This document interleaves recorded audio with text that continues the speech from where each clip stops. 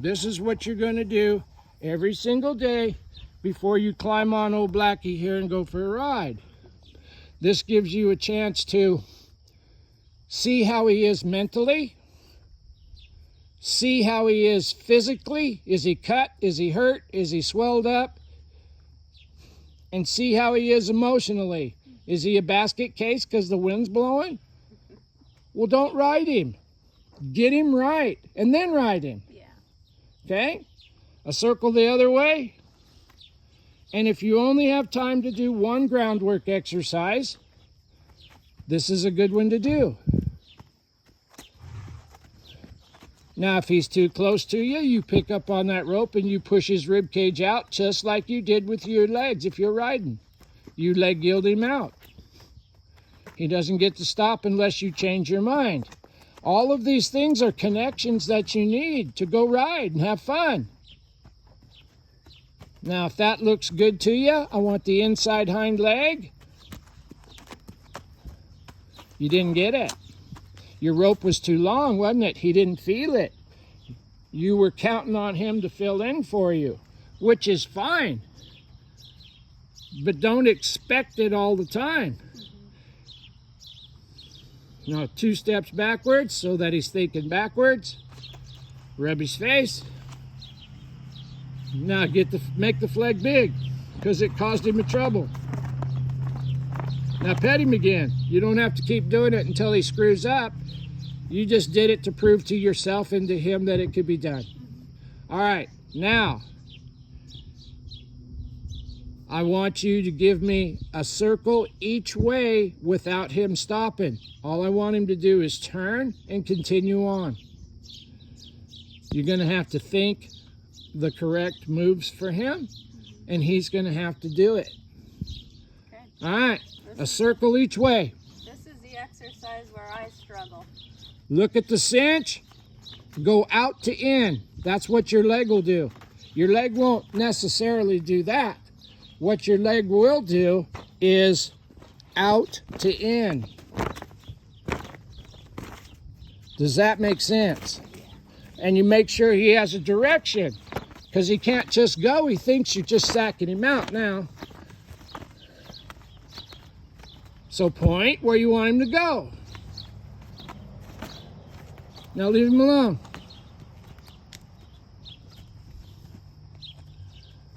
We try to emulate the saddle work when we do the groundwork, and your leg will go out to in most of the time.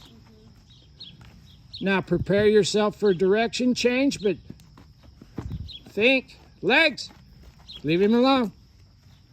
When he's doing what you, there.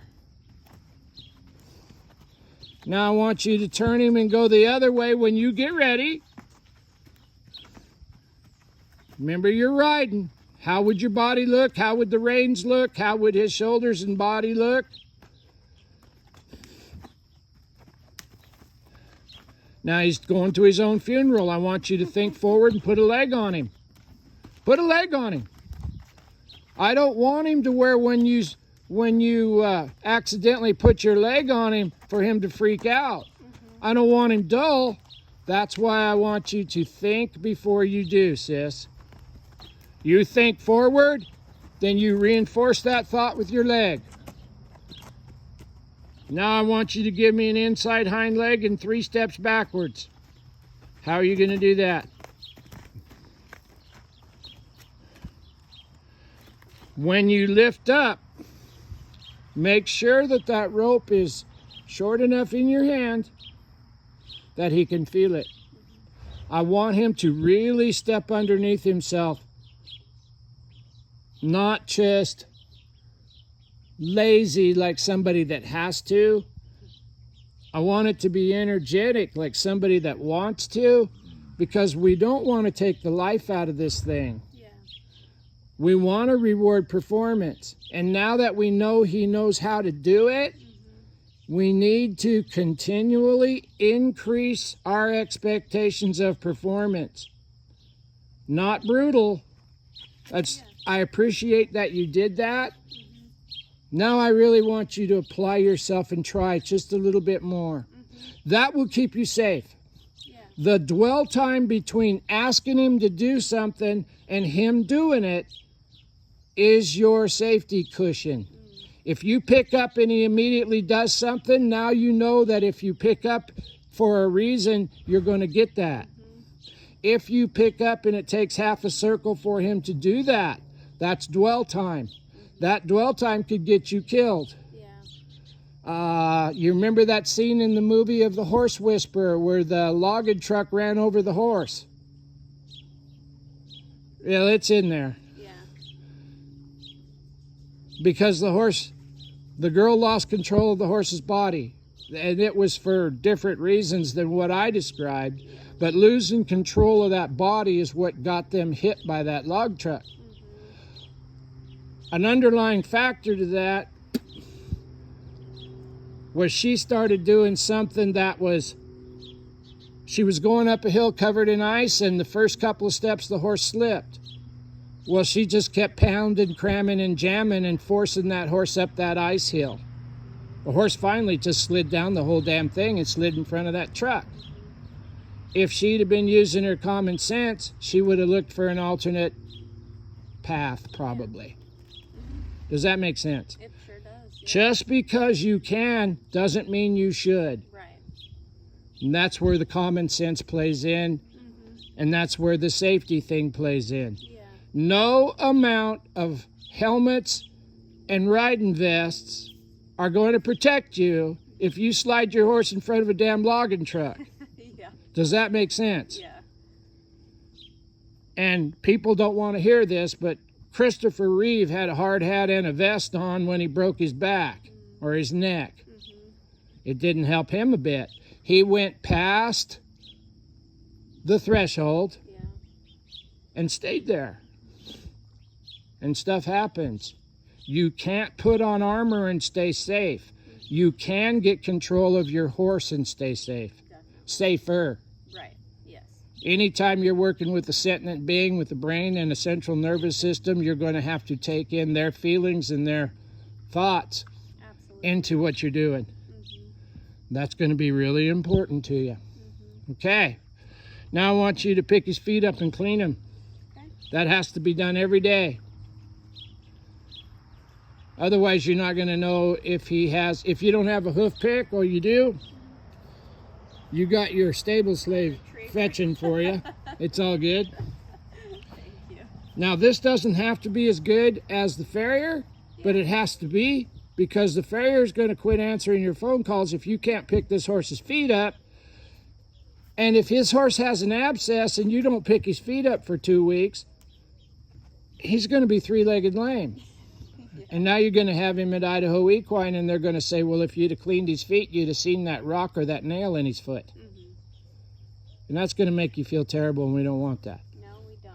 All right, it just has to be a quick walk up to him and do the thing.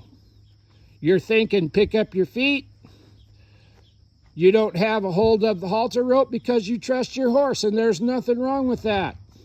If you don't trust your horse to stand still, take that lead rope and lay it in the crook of your arm so you're not pulling on his head, but you do have access to it if you need it. Perfect. Don't sneak around him like you're fixing to cut off a steak. Just do your thing. Let him know it's okay. Confidence is everything, my girl. Perfect. You don't have to spend all day doing it.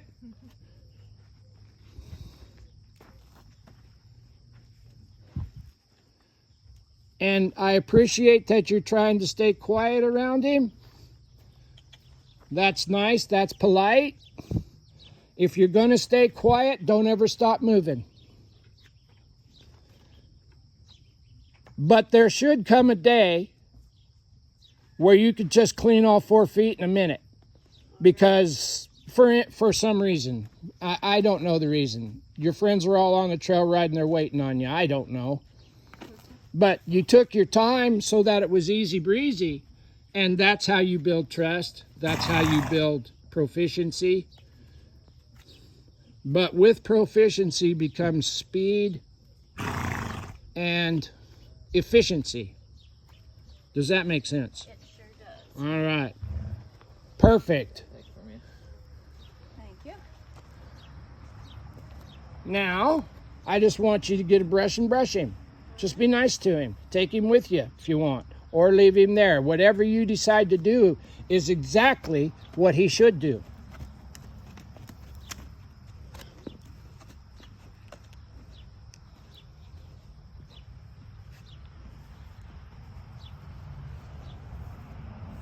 Now I want you to brush him. I know that he's dirty because my facility has dirt.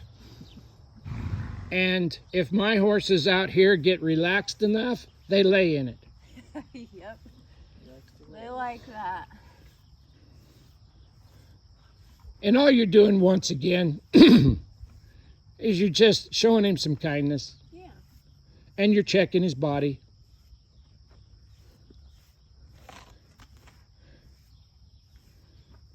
And these are things that you'll do. So this video so far is 11 minutes long. So you've done 12 minutes or 13 minutes of groundwork. Mm-hmm. That's not too long to be prepared to go for a ride with your friends. Not at all.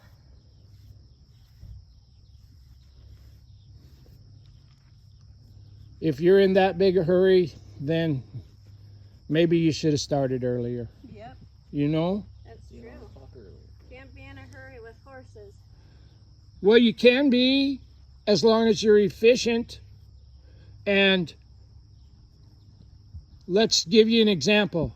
You've been teaching him to lead and follow you, haven't you? Yes. You've been teaching him to go forward when you look at his belly and flop the flag, huh? Mm-hmm. Now your barn's on fire. Are you glad that you showed him how to get the hell away from you when you wanted him to? Yes. Definitely. So there's an example of being in a hurry. Yeah. But you don't have to be in a hurry all the time. Right. Yeah. But when you ask and that dwell time is too long, people get hurt, horses get hurt. Worst case scenario, somebody dies. Yeah. If you're riding the Snake River breaks and you get rim rocked and you ask him to stop, You better stop. you better stop, Yep. or you'll end up down in the canyon, Yeah. and there won't even be enough left to salvage. Right. That's the importance of expectations of performance, but it's also the importance of making sure you've taught your horse what he needs to know. Mm-hmm. That's doing him a service, and it's keeping you safe.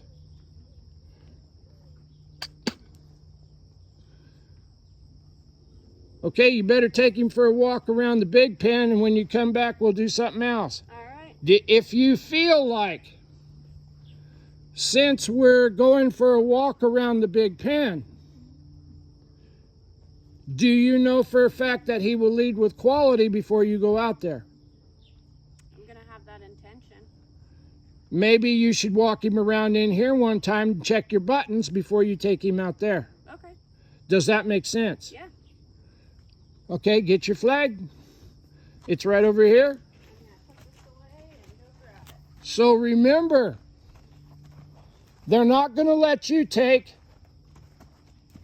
chemical analysis in college until you can tell the difference between water and oil. Yeah. The prerequisites, the preparatory work, the prepare your horse for the unthinkable and pray to God every day it doesn't happen. These are the things that keep you safe. It's not some high-powered helmet, and it's not some high-powered plug-in air vest. What's going to keep you safe is for your ability to say, is my horse ready? If the answer is yes, then by golly, do it. Don't weaken. If the answer is not yes, get the thing you think he needs, and then go do it. Yeah. This is not an excuse to not do it. I want you to enjoy this thing. I want him to live to be 100 years old and terrorize you every day for the rest of his life. But he's not going to do that if you're afraid of him. Yeah. All right, take him for a walk around here and get prepared to go to the arena. Whatever you think you need. Is he late? Is he with you? Is he forward? Is he pulling on you? Is he afraid of your tools? All of these things will play into it, so that you can take him to a dressage show and lead him around the grounds with 200 people with out of control horses. Now what happens if you stop? You fix him. Pet him. Remember, he only gets petted when you're leading him if his neck is on your shoulder. That's a 1 + 1 question. Yeah. The only time that he gets petted while you're leading him is when his neck is on your shoulder. That's non-negotiable. That's 1 + 1 is 2. So go ahead and go on.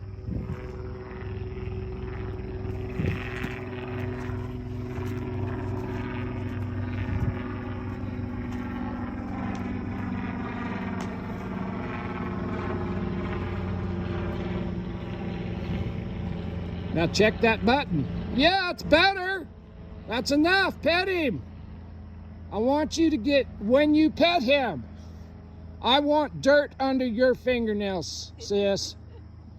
Because horses pet each other with their teeth.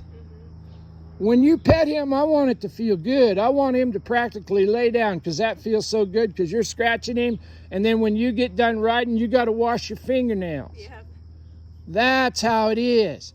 That little fairy pet where you barely touch their hair and you be really nice and soft and comfortable will drive him insane, because that's not real. Hell, you're better off just to not do it. Yeah. If you've ever shook hands with somebody that had a wet fish hand, it made you creepy feeling for a day. Yeah. All right, one more time and then you're going to the big pen. All right. So you got to check the buttons. You got to do what you think you need to have. I want you to remember a little bit about how he acted before he came here. Don't let him be that way.